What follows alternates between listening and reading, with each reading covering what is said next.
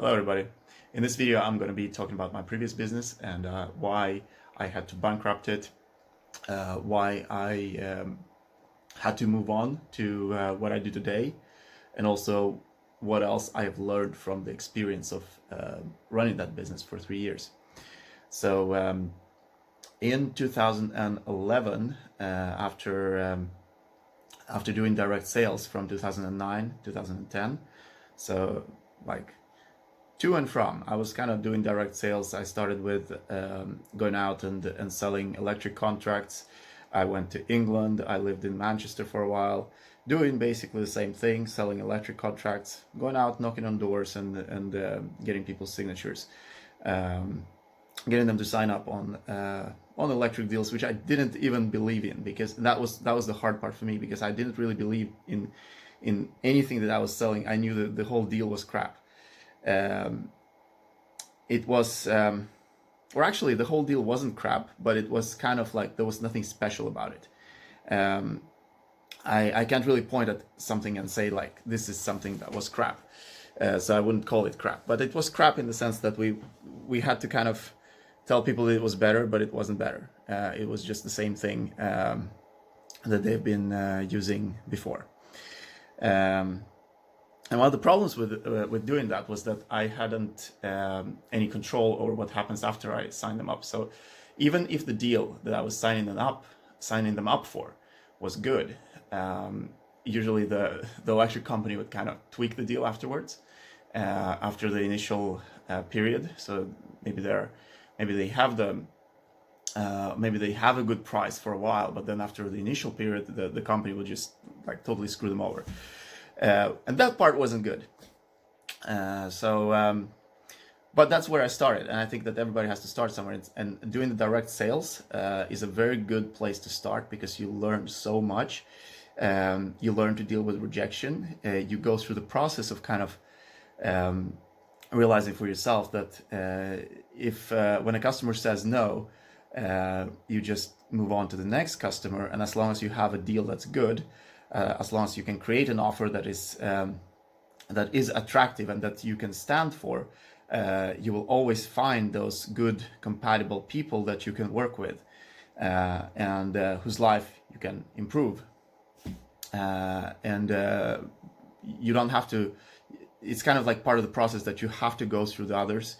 You have to probe, and it's the probing that, like, when you look at it that way, you don't really even see it as rejection. You're just probing, And if you're probing, this is either nothing there, in which case you probe somewhere else, or there is something there, in which case you just sign a deal and you start working on it, and you start implementing something. But just going out there and knocking on doors is a very good way to learn the mechanics of how it actually affects you as a person. To constantly hear people tell you that, this is not a real job, or blah, blah, blah. They tell you different shit like that. That most of the time it doesn't really make any sense even. But nonetheless, people have their opinions, even when they haven't tried it for themselves. So you can make up your own mind whether you want to believe that or not. So after I'd done that for 2 years, in 2011, I started my company that was selling doors. And my whole idea was kind of to just go out there and sell doors door to door. And it was metal security doors, which were designed to withstand fire, make it harder for people to break in. Which, by the way, isn't really that much harder, but that's besides the point. It's high quality products that look good, that provide better security than wooden doors.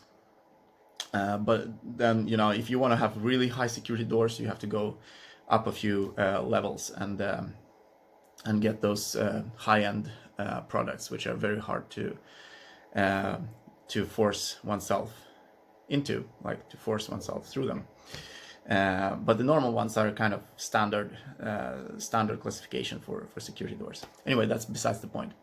So I started selling security doors in 2011.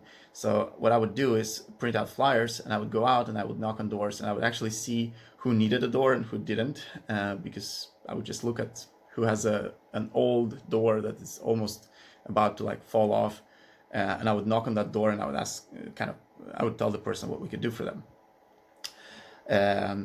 And that was a lot more, that felt a lot better than being out there selling electric contracts, which somebody could just hike and totally change later, and the customer will be screwed over. With doors, it was different in the sense that I had an overlook over the whole process, from the point that I first talked to the customer to the point of actually delivering the door and having it installed. And to the point of even having a certain level of warranty. This is something I'm going to talk about later. You can't actually provide warranty unless you're in the business where you plan to stay for many years. And that is something I realized over the time that I was working with this, is that I cannot reasonably give people any kind of reasonable warranty if I see it as something temporary. I cannot work in something temporary and at the same time tell people that, you know, if something breaks down within 3 years, then we'll just go out and fix it, which is not the case. Anyway, so I went out selling the doors, and over the course of a few years, not just a couple of years. I think it was it was from 2011 to 2014, so it was 3 years in total.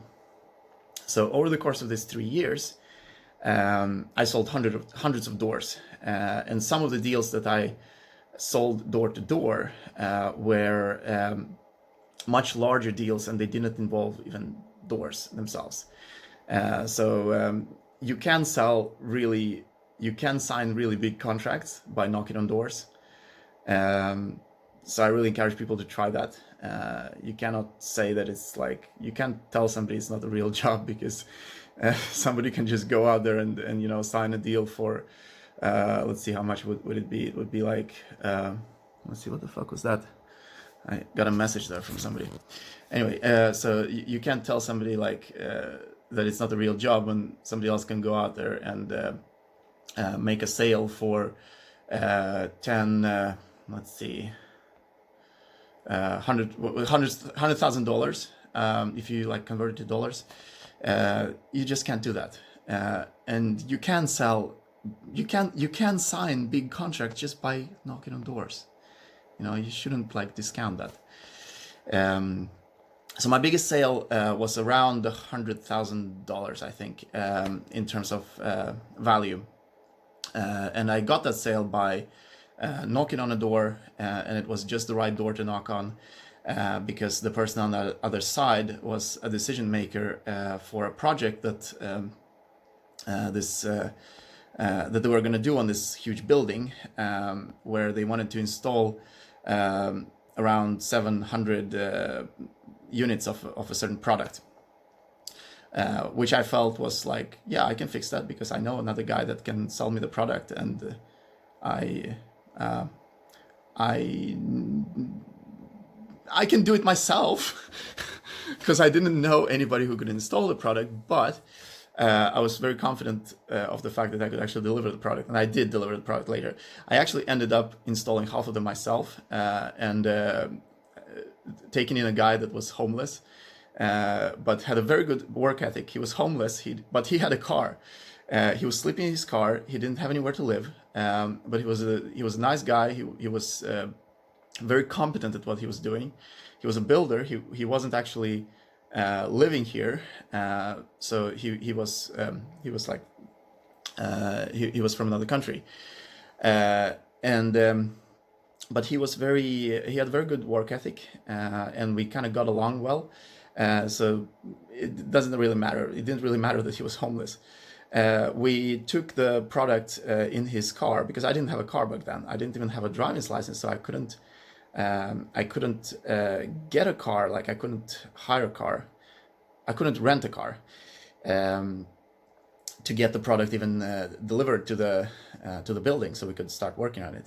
But we also needed the car for the tools because we had to have at least some basic tools for installation of the product.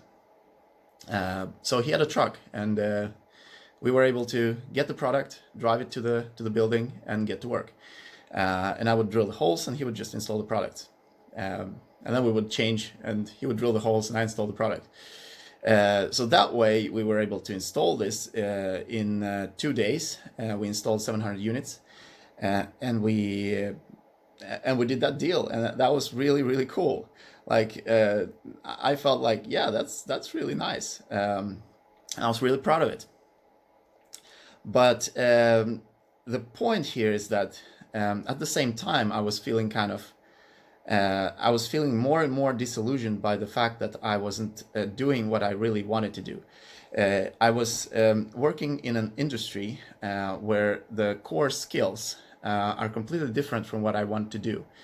Because I always been into electronics and programming, and I like programming and electronics has always been kind of my thing, which I really enjoy doing. But here I was doing construction work, which was on my own terms, but it was still like, so that part was good, but it was still very, I wasn't really motivated to do it, and I wasn't good at it either. I wouldn't say I was good. I wasn't even remotely good at it. I was just getting the job done to kind of keep my business working. But eventually you always run into situations where you make very serious mistakes if you are not really interested in learning everything you can about the industry that you're in. And that is what happened to me as well. I had several cases where, so for the installation, I would usually hire a person that could do that and do that pretty well. And this guy that I eventually ended up hiring for many, many installations, he was very good at what he was doing. He was getting a lot of referrals from other people for the job that he was doing. But the issue there was that now I was kind of outsourcing the core competency that was required for me to do myself in order to make good money running that business. So since I was outsourcing it, and since he was good, he was also expected to get paid well. The amount of money that I could actually keep as my own profit was very small compared to what it could have been if I were to hire people and manage people and and get my own construction workers and my own trucks and my own branding and my own everything. But I was only going to do that if I had the motivation to actually do that kind of work, and I didn't have the motivation to do that kind of work. And also I discovered that if he wasn't available, I was pretty much screwed. So once he wasn't available and I had to deliver an installation, so I said, fuck it, I'm gonna go and do it myself. So I asked another guy who I wasn't usually working with, but who had kind of partly the skills that were required to do the installation. And we took the door out, and it was and we took it to the customer, and we quickly realized that this is going to be more than just a simple job. And I think that my usual installation guy, he would have solved the problem easily because he was very experienced in working with very difficult problems when it comes to installation of the doors. But I didn't have that experience, so I started with a saw taking out the old door. And so I would just, cut the screws on the sides, and then I went to the bottom of it, and I started using this saw to kind of saw the bottom of it. And you know what they have underneath the doors sometimes? They have pipes. They have water pipes underneath the doors. And you know what happened? I was cutting through, and suddenly this water came gushing everywhere. And I mean, this was high pressure water. It was just flowing everywhere. So everything was flooded, like the whole building. Like this was on the first floor, so that was kind of good, because if it wasn't, then all the flats underneath would be flooded, because this was a lot of water. And you know, shit like this happens. And fortunately, it didn't cost me a lot of money, but it cost me a lot in terms of both time and and any kind of referrals that I would get, because you can't get referrals for that kind of a job when you really screw it up. Um, and it also made me realize that I'm not really good at. Like, there's certain things that I shouldn't be doing when I'm not like 100% confident that I can do the job well. So I shouldn't really. I should really ask for help in such situations, or I should just back out and kind of try to assess the situation better. Um, so I got that fixed. I got that fixed in the best way possible. Um, but moving on, maybe a year or so, I started to kind of feel that I'm in the wrong business. I'm not going to get anywhere here unless I take the next step and get the construction workers, get the transport, the cars, the everything else that's needed to kind of build a proper business in that area. And I didn't want to do that. I didn't have any motivation to do that. So with the support of my girlfriend at the time, I got out of it, and I paid all my bills to all the suppliers, and then I just completely let it go, which wasn't a good thing either, because I stopped filing paperwork for that business. I was just like, it was like an empty ship that I just left. And that resulted in sort of me getting, the government was kind of wondering, why is there no paperwork filed for this business? So they invited me to an interview, like it was more like an interrogation than an interview, where they were interrogating me about the business and why it wasn't managed properly. So I explained everything to them, and I had this, so they basically took care of it. And I had a lawyer that would, I just gave him all the paperwork, everything that I had, and I just said, fuck it, you solve it. You let me know if you need anything. I had the all of the supplies that I had in the storage room, and he basically took care of everything. But that also meant that I had to kind of bankrupt the business, because that was the only way to get it solved, because now it was just there was just so much shit. I wasn't even officially managing the business, because I unregistered myself, and I thought that would be enough. But then at the same time, I was like, I was in this huge dip where I just wanted to just forget about it, because I didn't want to do any kind of construction work ever again, in any kind of professional manner. Like obviously I have the skills, I can do something in my own house. I still have certain things I need to mount, which I haven't had the motivation to mount. So like some part of my apartment slash office is looking like crap, because I don't have motivation to actually mount the stuff that needs to be mounted. Anyway, so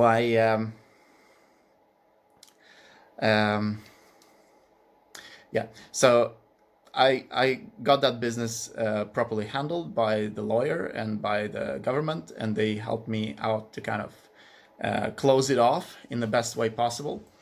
And after that, I went into consulting work on doing what I do best, doing what I really enjoy doing what I feel that I can do for many, many years, which is what I'm doing right now.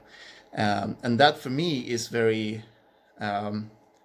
very motivating, in the sense that I can, I feel that I can offer people that warranty for as many years as I will continue doing this, and I also feel that I will be doing this for many, many years. So that feels very good.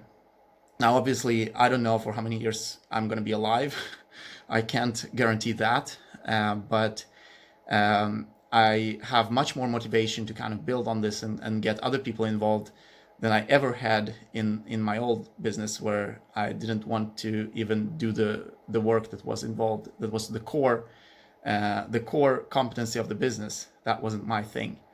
And that is a big issue. If you're in a business where you're just in it for money, for whatever else, just because you think it's cool, or I don't know, like any other reason, if you don't have the motivation to learn the core competencies of the business, you shouldn't be in it, because you're not going to be able to take it to the next level. You're not going to have the persistence necessary.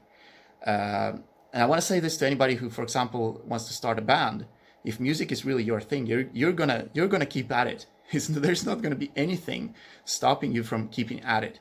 You're gonna be keeping at it even if you're homeless, even if you are sick, even if you're whatever. You're gonna keep at it, because that's gonna be the thing that you would be enjoying doing the most. But if you're doing something where you're just in it for something else besides the fact that you really enjoy it, then you will be much more likely to give up and move on to something else that you enjoy more. So don't do that. Don't stay there for too long of a time. I think it's good to go in there and just see for yourself that you see for yourself what is the correct choice for you to make. But don't stay there, and don't be afraid to kind of quit that, because it's really worth it. In the end, you're going to be much happier if you follow your passion, if you follow what you do best, and if you build around your core skills and make sure that your core skills are also the core skills that are necessary for running the business that you're in right now. I have no more space left. Thanks for watching. Bye for now.